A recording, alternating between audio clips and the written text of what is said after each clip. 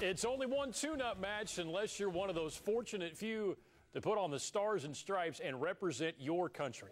Nice atmosphere. BBVA Compass Stadium roaring tonight for Brad Davis. Dynamo star gets a starting nod against Canada in the friendly. And right here, he's got a shot at the first goal of the night. Davis just off the mark, 52nd minute. We're scoreless into the 67th minute as well. Benny Feilhaber on the set piece. Another good look, but not quite. Davis states his case for a roster spot in a scoreless draw.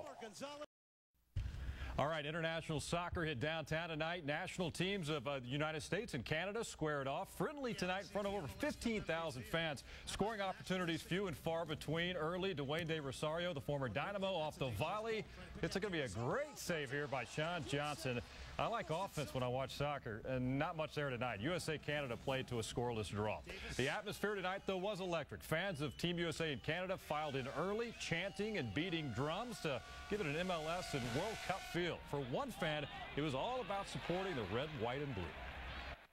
Look, here in Texas, we love our football, but there are more than different kinds of football on this planet. There's rugby, there's this kind of football. You come out as a Texan, you support your nation.